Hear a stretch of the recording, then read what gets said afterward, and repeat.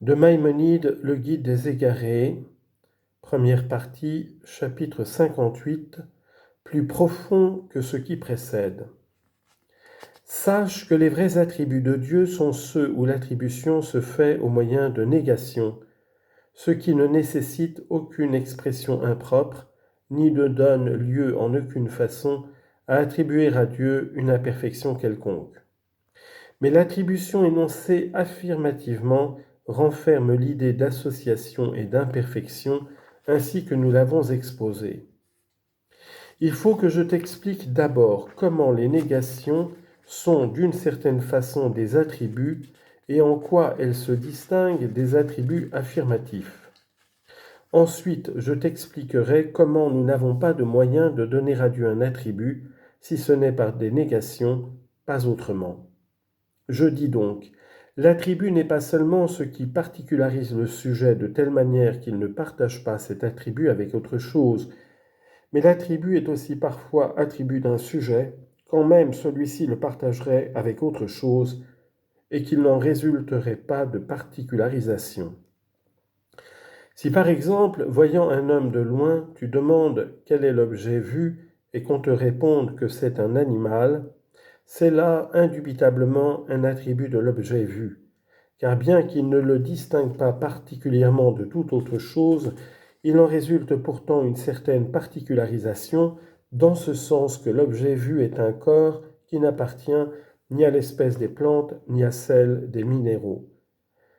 De même encore, si un homme se trouvant dans telle maison, tu sais qu'il s'y trouve un certain corps, sans savoir ce que c'est, et que ayant demandé ce qu'il y a dans cette maison, quelqu'un te réponde qu'il ne s'y trouve ni minéral ni corps végétal, il résulte de cette réponse une certaine particularisation, et tu sais qu'il s'y trouve un animal, bien que tu ne saches pas quel animal c'est. De ce côté donc, les attributs négatifs ont quelque chose de commun avec les attributs affirmatifs, car ils produisent nécessairement une certaine particularisation, quoique celle-ci se borne à écarter par la négation tout ce que nous ne croyons pas d'abord devoir être nié. Et voici le côté par lequel les attributs négatifs se distinguent des attributs affirmatifs. C'est que les attributs affirmatifs, lors même qu'ils ne particularisent pas le sujet, indiquent toujours une partie de la chose qu'on désire connaître, soit une partie de sa substance, soit un de ses accidents, tandis que les attributs négatifs ne nous font savoir en aucune façon ce qu'est réellement l'essence que nous désirons connaître, à moins que ce ne soit accidentellement, comme nous en avons donné des exemples. Après cette observation préliminaire, je dis, c'est une chose démontrée que Dieu le Très-Haut est l'être nécessaire, dans lequel, comme nous le démontrerons, il n'y a pas de composition. Nous ne saisissons de lui autre chose si ce n'est qu'il est, mais non pas ce qu'il est. On ne saurait donc admettre qu'il est un attribut affirmatif,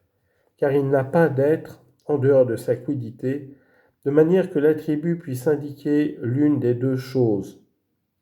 À plus forte raison, sa quiddité ne peut-elle être composée de manière que l'attribut puisse indiquer ces deux parties, et à plus forte raison encore, ne peut-il avoir d'accident qui puisse être indiqué par l'attribut. Il n'y a donc pour Dieu d'aucune manière un attribut affirmatif. Les attributs négatifs sont ceux dont il faut se servir pour guider l'esprit vers ce qu'on doit croire à l'égard de Dieu, car il ne résulte de leur part aucune multiplicité, et ils amènent l'esprit au terme de ce qu'il est possible à l'homme de saisir de Dieu. Puisqu'il nous est démontré, par exemple, qu'il existe nécessairement quelque chose en dehors de ces essences perçues par les sens, et dont nous embrassons la connaissance au moyen de l'intelligence, nous disons de ce quelque chose qu'il existe, ce qui veut dire que sa non-existence est inadmissible. Comprenons ensuite qu'il n'est pas de cet être comme il en est par exemple de l'existence des éléments qui sont des corps inanimés, nous disons qu'il est vivant, ce qui signifie que Dieu n'est pas sans vie. Comprenons ensuite qu'il n'est pas non plus de cet être comme de l'existence du ciel qui est un corps, bien que vivant, nous disons qu'il n'est point un corps. Comprenons ensuite qu'il n'est pas de cet être comme qu'il n'en est pas de cet être comme de l'existence de l'intellect, qui bien qu'il ne soit ni un corps ni sans vie, est toutefois produit d'une cause, nous disons que Dieu est éternel, ce qui signifie qu'il n'a pas de cause qui l'ait fait exister. Puis nous comprenons que l'existence de cet être, laquelle est son essence, ne lui suffit point de manière à exister seulement lui-même, mais qu'au contraire il en émane de nombreuses existences. Et cela, non pas comme la chaleur émane du feu, ni comme la lumière provient du soleil, mais par une action divine qui leur donne la durée et l'harmonie, en les bien gouvernant, ainsi que nous l'exposerons. Et c'est à cause de tout cela que nous attribuons à Dieu la puissance, la science et la volonté, voulant dire par ses attributs qu'il n'est ni impuissant, ni ignorant, ni étourdi, ni négligent. Si nous disons qu'il n'est pas impuissant, cela signifie que son existence suffit à faire exister des choses autres que lui. Non ignorant signifie qu'il perçoit, c'est-à-dire qu'il vit, car tout ce qui perçoit a la vie. Par ni étourdi ni négligent, nous voulons dire que tous ces êtres suivent un certain ordre et un régime, qu'ils ne sont pas négligés et livrés au hasard, mais qui sont comme tout ce qui est conduit avec une intention et une volonté par celui qui le veut. Enfin, nous comprenons que cet être n'a point de semblable. Si donc nous disons « il est unique », cela signifie qu'il n'y en a pas plusieurs. Il est donc clair que tout attribut que nous lui prêtons ou bien est un attribut d'action, ou bien s'il a pour but de faire comprendre l'essence de Dieu et non son action, doit être considéré comme la négation de ce qui en est le privatif. Mais ces négations elles-mêmes, il ne faut pas s'en servir pour les appliquer à Dieu, que de la manière que tu sais. Je veux dire qu'on nie quelquefois d'une chose ce qu'il n'est pas dans sa condition de posséder, comme quand nous disons du mur qu'il ne voit pas. Tu sais, ô lecteur de ce traité, que ce ciel même, qui pourtant est un corps mu, et que nous avons mesuré par rampant et par coudée, jusqu'à embrasser de notre science les mesures de certaines de ses parties et la plupart de ses mouvements, nos intelligences sont beaucoup trop faibles pour comprendre sa quiddité. Bien que nous sachions qu'il a nécessairement matière et forme, seulement que ce n'est pas là une matière comme celle qui est en nous.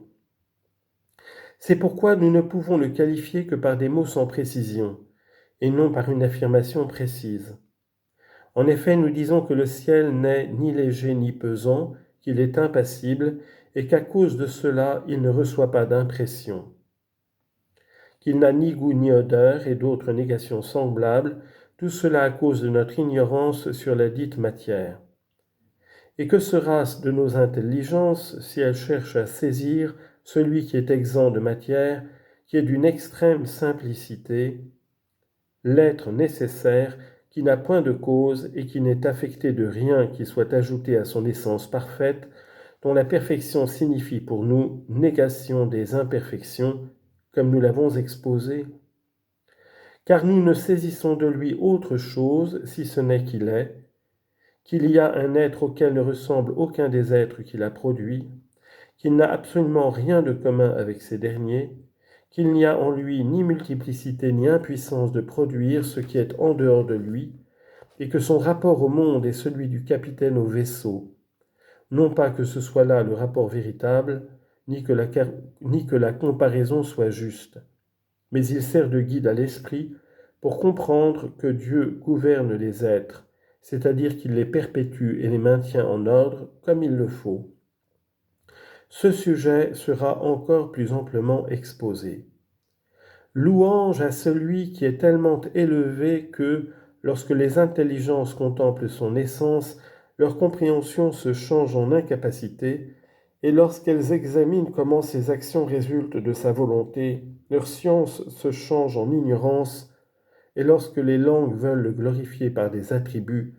toute éloquence devient un faible balbutiement.